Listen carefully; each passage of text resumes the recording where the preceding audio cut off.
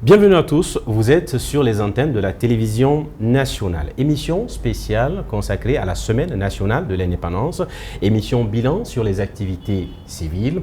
À l'occasion, j'anime cette émission avec ma collègue Mariam Camara et juste après, nous allons recevoir autour de ce plateau notre invité. Tout à fait, Hassan Hilal. Bonsoir, bonsoir à vous, chers invités, chers téléspectateurs. Dans cette émission, nous avons préparé pour vous un élément de reportage où des membres du gouvernement vont intervenir sur comment s'est déroulée la semaine de l'indépendance, mais aussi le jour de la célébration. Vous suivez ça et on se reprend dans un instant.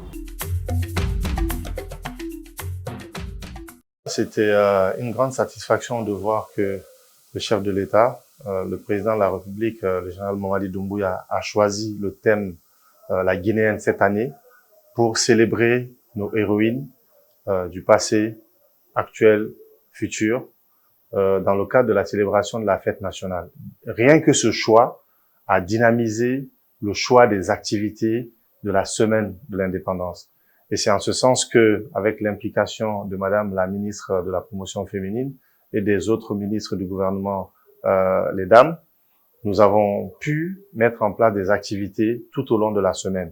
Bien entendu, coordonné avec le CNRD. Nous l'avons accueilli avec beaucoup de reconnaissance, beaucoup d'honneur à travers cette vision toujours marquée du chef de l'État de faire vraiment de la couche féminine de notre population un vecteur vraiment de mobilisation, un vecteur d'union, un vecteur aussi de détermination. Nous l'avons accueilli aussi avec vraiment, comme je le dis, de la reconnaissance vis-à-vis du chef de l'État qui met au cœur de nos réflexions la femme guinéenne. La femme guinéenne aujourd'hui est, selon la composition de notre population, plus de la moitié de la population. Donc, lorsqu'on pense développement durable, lorsqu'on pense à une meilleure qualité de vie des concitoyens, il est important qu'on prenne à cœur vraiment les préoccupations liées à ces femmes. Et aussi, c'était aussi vraiment un honneur de savoir que ces femmes qui ont lutté dans le temps et qui continuent à lutter jusqu'à aujourd'hui, on a voulu penser à elles. Nous avons eu à conduire des activités de reboisement dans la ville de Conakry pour profiter vraiment de l'occasion pour sensibiliser à nouveau sur les questions de changement climatique qui nous affectent particulièrement en Guinée comme de nombreux pays. Et enfin, pendant la parade militaire, il y a quelque chose dont nous, au ministère de l'Environnement, nous sommes particulièrement fiers, c'est la participation du corps des conservateurs de la nature au défilé pour la première fois depuis leur création en 2011. Ils ont pu défiler dans des engins roulants et cela nous encourage vivement à travailler davantage pour mieux encore renforcer les capacités de nos agents sur le terrain. Absolument. Le chef de l'État, de manière générale, pas seulement les femmes, a toujours appelé à l'union du gouvernement. Il encourage vivement le travail en équipe, l'esprit d'équipe. C'est une chose très importante. Et c'est une dynamique que nous voulons insuffler de manière plus générale à l'ensemble de nos compatriotes. C'est vraiment de se rassembler, de travailler ensemble dans la paix et c'est ce qui nous permettra d'aller vers un développement durable de notre pays. Bienvenue, madame. Merci beaucoup, madame Mariam. Merci de nous recevoir dans vos locaux. Vous êtes, je le rappelle, la ministre de la Promotion féminine, de l'enfance et des personnes vulnérables. Vous faites partie des 6 femmes ministres dans le gouvernement du Premier ministre Amadou Ouriba. Et aujourd'hui, nous allons parler de la célébration de l'an 66 de l'indépendance de notre pays. Cette célébration placée, on le rappelle, sous le signe d'hommage rendu à la femme guinéenne de 58 à nos jours. Hilal pour la première question. Absolument. Merci encore une fois, Madame Charlotte Daffé, de nous recevoir dans vos locaux, malgré votre emploi du temps très chargé. Ma collègue vient de rappeler, nous sortons d'une semaine de célébration du 66e anniversaire de notre indépendance. Une célébration que le chef de l'État et globalement les membres du gouvernement, vous avez voulu mettre en avant la femme guinéenne. Vous êtes femme, vous êtes membre du gouvernement.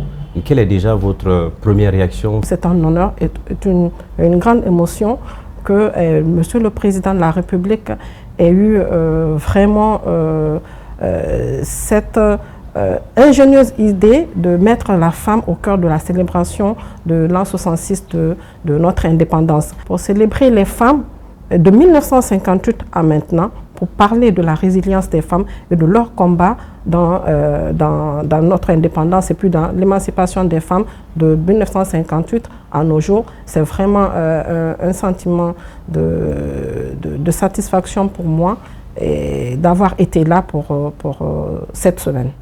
Nous avons vu également des moments, on va dire, forts en émotion, tels que sur le panel intergénérationnel ou encore le panel sur l'éducation de masse. Mais ce ne sont pas les seules activités que vous avez eu aussi la charge de pouvoir coordonner.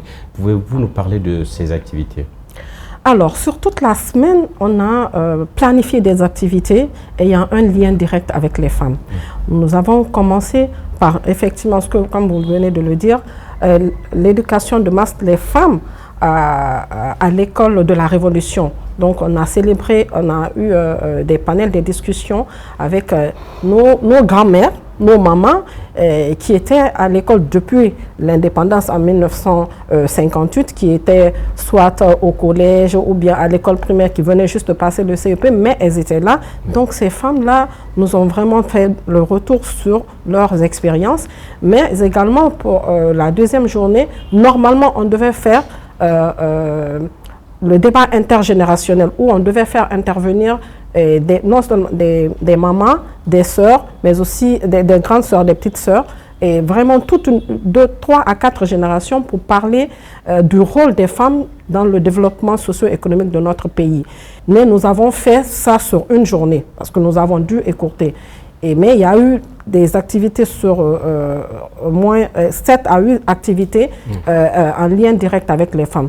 Nous avons également fait du reboisement. Vous savez, au temps de la Première République, le reboisement, c'était quelque chose d'essentiel. Aujourd'hui, avec le réchauffement climatique, le changement climatique, le dérèglement climatique dans son ensemble, nous avons, avec la ministre de l'Environnement, par exemple, pensé à faire du reboisement. C'est pour donner vraiment faire passer un message fort que nous devons protéger notre environnement. La loi Fria, avec au temps de la Première République où on plantait un arbre à chaque naissance, même si nous ne revenons pas là-dessus, mais nous allons quand même donner des signaux pour mettre ça aujourd'hui dans nos habitudes, pour planter des arbres, faire du reboisement et protéger notre environnement. Et également, nous avons mis un accent sur le scoutisme des années 60, des années 80, mais le scoutisme, à l'époque, ça s'appelait les pionnières. Donc, nous avons mis aussi un accent sur les pionnières. Et également, nous avons voulu mettre un accent sur les femmes ordinaires, ces femmes de l'ombre qui ne sont pas connues, qui ne sont pas telles que Mafodi Bangoura, parce que tel qu'on parle des femmes aujourd'hui, des femmes de la Révolution, des femmes de l'indépendance, on voit Mafodi Bangoura, Mbalia Kamara, Lofo Kamara, ainsi de suite, Jean-Martin Cissé. Ce sont ces noms que nous avons en tête que nous n'oublions jamais. Mais il y avait également ces femmes qui ont entonné les chants de notre hymne, ces femmes qui balayaient la ville de Conakry, qui ont donné l'appellation de perle de l'Afrique, de l'Ouest à notre capitale. Et nous avons réussi à identifier, elles sont mortes pour la plupart, mais nous avons réussi à identifier au moins une ou deux qui ont fait des témoignages sur comment elles ont vécu l'indépendance et comment elles se sentent aujourd'hui, comment elles ont contribué vraiment à l'émancipation de la femme, comment elles ont contribué au développement socio-économique de notre pays. Donc nous avons toutes ces choses à faire et nous avons clôturé le 2 octobre avec le défilé des femmes. Le défilé des femmes des 4 régions naturelles de la République de Guinée. Elles étaient représentées, des 8 régions administratives du pays. Mais elles étaient habillées en tenue des régions naturelles, évidemment, puisqu'on n'en a que 4. Mais avant le 2 octobre, nous avons aussi mis également, ce que j'ai oublié de signaler, un accent mais spécifique sur les personnes âgées. Parce que nous avons célébré, le premier, c'était la journée internationale des personnes. Un moment important, voilà, où il y a eu assez de reconnaissance, et d'émotion. Et aussi des titres de prise en charge sanitaire pour ces personnes du 3e âge, des couples résilients, des centenaires. C'était quand même extraordinaire ces moments. Oui, vous l'aurez remarqué, Monsieur le Président de la République, depuis qu'il a accédé au pouvoir, il met un accent vraiment particulier sur les personnes âgées, sur les aînés, sur les seniors. Vous l'avez vu, pendant toute la semaine, il a rendu des visites à des seniors. Et puisque lui-même, il a accepté de mettre les femmes au cœur de cette célébration, il n'est pas allé voir les seniors hommes, mais il a vu nos seniors femmes. Il a rendu plusieurs visites. C'était vraiment pour nous donner des signaux forts sur l'importance d'avoir des seniors, d'avoir leur contribution pour bâtir aujourd'hui l'avenir de ce pays. Et donc, depuis 2 ans, il fait vraiment attention à ces seniors et il les célèbre. Et puisque c'était la journée internationale et que ça tombe sur la semaine de l'indépendance, nous avons aussi voulu les célébrer. Nous avons célébré des centenaires. Il était question d'identifier des femmes centenaires des 4 régions naturelles. Nous avons pu en identifier 3, mais des reportages ont été organisés, on n'a pas réalisé, on n'a pas eu le temps de les passer au moment où on a fait la célébration, mais nos inspecteurs régionaux, je profite d'ailleurs pour leur faire vraiment un coucou et les remercier pour leur contribution vraiment de taille pour l'identification de ces personnes en région. Et donc, elles ont été identifiées.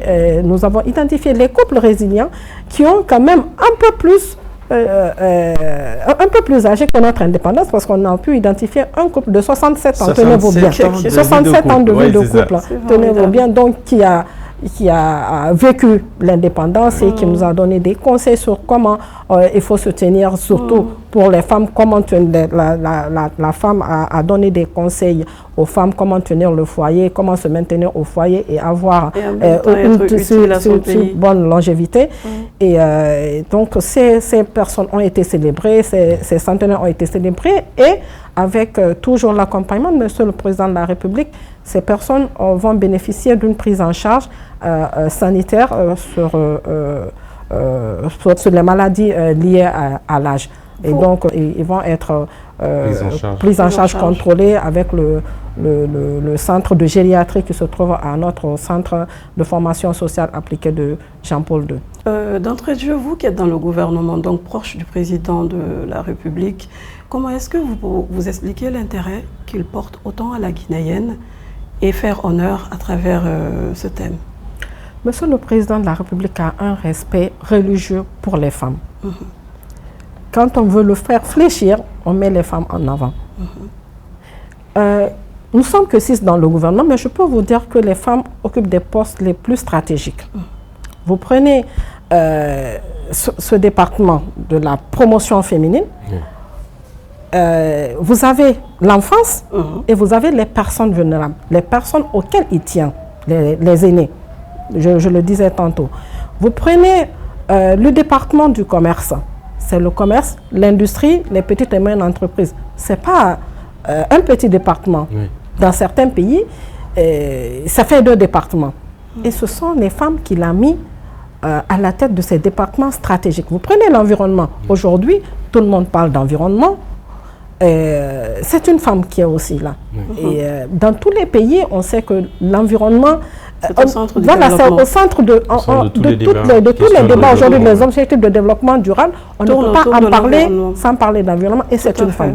Vous prenez les télécoms, un secteur aussi stratégique que les télécoms, c'est encore une femme. Vous prenez la pêche, un secteur stratégique aussi, c'est encore les femmes. Donc c'est pour vous dire que c'est bien réfléchi, il sait qu'il peut faire confiance aux femmes. Et ce qu'on a voulu démontrer vraiment dans cette organisation, c'est vraiment la solidarité qu'il faut imposer. Les aînés nous l'ont dit juste pendant les débats. Justement, c'est une des questions qui revient. Elles sont revenues plusieurs fois là-dessus sur la nécessité que les femmes se mettent ensemble, que vous, les femmes ministres, membres du gouvernement, que vous vous mettiez ensemble, que globalement les femmes de Guinée se mettent ensemble, parce qu'à chaque fois que les femmes ont été unies, à chaque fois qu'elles ont été ensemble, il y a eu de grandes choses qui se sont réalisées pour le pays. Je cite un exemple. La grève des femmes contre la police économique, ça portait de très belles réformes pour le pays. Pour vous, est-ce que vous pensez que le péché mignon de la Guinée, c'est justement ce manque d'union? Oui, je pense que c'est ça le péché mignon. Et c'est pour ça que j'interpelle les femmes à être solidaires. Et ce n'est pas seulement qu'en Guinée. Oui. J'ai eu à échanger avec d'autres femmes ministres d'autres pays.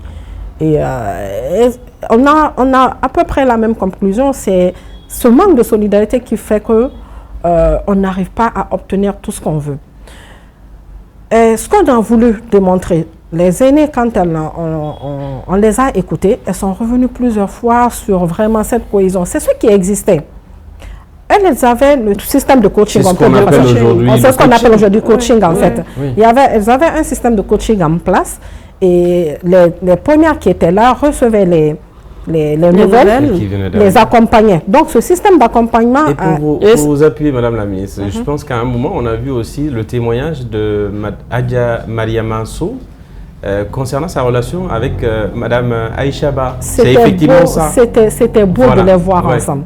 C'était vraiment beau de les voir ensemble. Et c'est ce message que je veux vraiment faire passer auprès de nous, qui sommes aujourd'hui à ces postes de responsabilité, et de toutes nos petites sœurs qui aspirent vraiment à être demain à notre place, que la solidarité féminine compte. On a dit cette célébration doit être pilotée par Madame la ministre en charge de la promotion féminine, puisqu'on dit que c'est les femmes qui sont au cœur de l'événement. Oui. Moi, je suis partie aux Nations Unies, mais j'ai passé la main à mes collègues qui ont parfaitement bien organisé. On a vu la ministre de l'enseignement technique qui a organisé le débat sur l'éducation de masse. La ministre de l'Industrie et du Commerce qui a réalisé le débat intergénérationnel avec une mention spéciale sur la vision de Simandou aujourd'hui. Donc les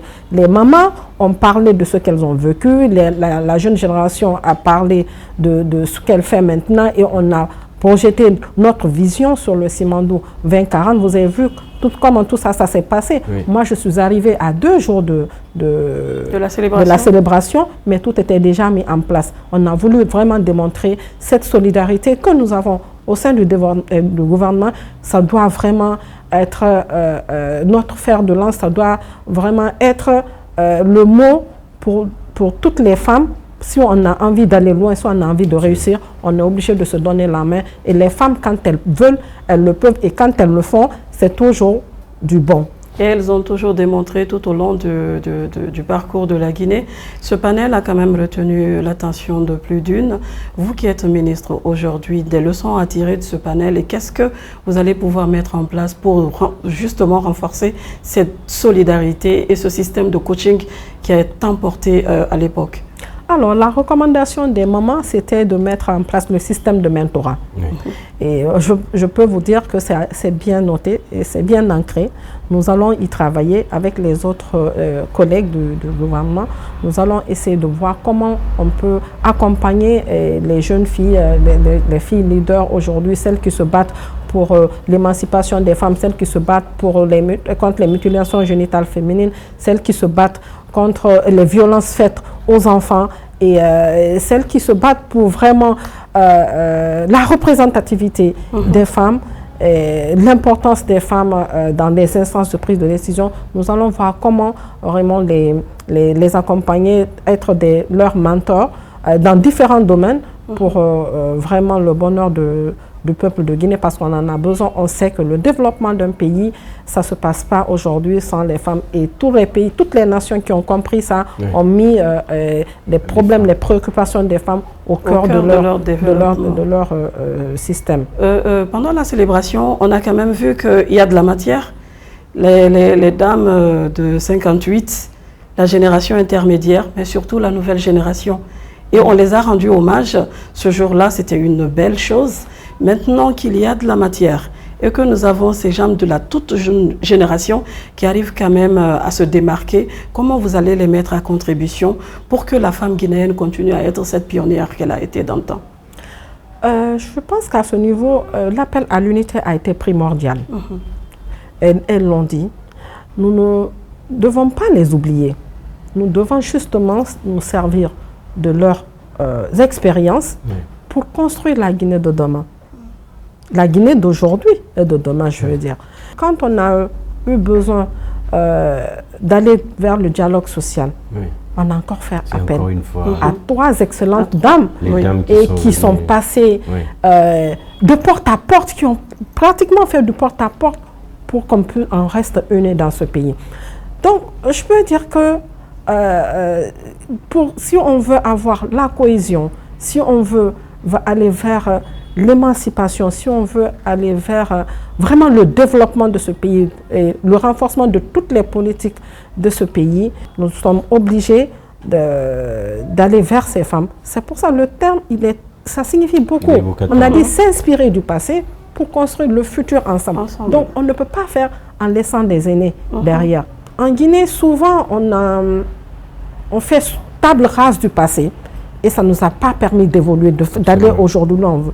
C'est pour ça, dans cette refondation prônée par le chef de l'État, quand on parle de refondation, on ne veut pas dire qu'il faut faire table rase du passé, mais il faut justement aller sur ce qui a bien marché, s'appuyer sur ça et construire l'avenir. Et c'est ce que nous allons faire avec ces mamans pour cette génération et la génération future.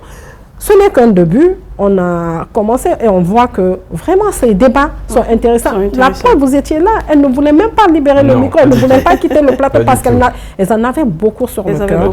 Elles avaient beaucoup à dire et nous également, on avait beaucoup à apprendre. Et donc, on ne va pas s'arrêter là. On va continuer ce genre de débat avec elles et même peut-être à titre privé, mais on sait que quand on a des problèmes, quand il faut régler des situations compliquées, tendues, on sait vraiment où il faut aller se ressourcer, il faut aller prendre des conseils pour aller de l'avant. Et pour la reconstruction de ce pays, je peux dire que les femmes ont le fil et l'aiguille pour construire, pour souder à chaque fois qu'il y a le besoin se fait sentir dans la société. Et c'est ce que vraiment nos 3 facilitatrices ont fait quand on a eu besoin de dialogue dans ce pays. Président, madame, j'aimerais vous interpeller sur 2 volets. Le premier va concerner ce ruban rouge, ce ruban rose que vous portez sur votre habit. C'est octobre. On est dans le sens de la sensibilisation contre le cancer du sein. Deuxième volet, c'est concernant le 8 mars 2025. Aujourd'hui, le chef de l'État vous a tendu la perche en mettant à l'honneur la femme guinéenne. Est-ce que vous comptez vous servir de cela pour organiser quelque chose de spécial pour le 8 mars?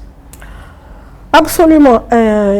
Quand on m'a demandé de produire du contenu pour la célébration de la fête de l'indépendance, alors j'avais ces petites idées en tête. J'ai dit intérieurement, bon, merde, je vais donner tout ce que je planifiais pour le 8 mars.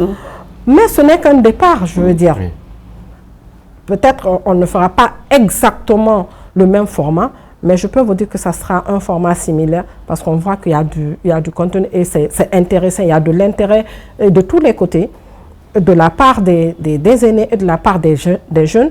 Et ces échanges sont importants pour nous, pour la construction de notre nation. Maintenant, pour revenir à votre première question sur la sensibilisation contre le cancer de sein, le ruban rose, c'est vraiment pour sensibiliser nos sœurs, nos mamans, nos filles contre les cancers qui touchent aujourd'hui beaucoup de femmes. Et moi, le centre de Jean-Paul II, c'est le seul centre où il y a l'oncologie.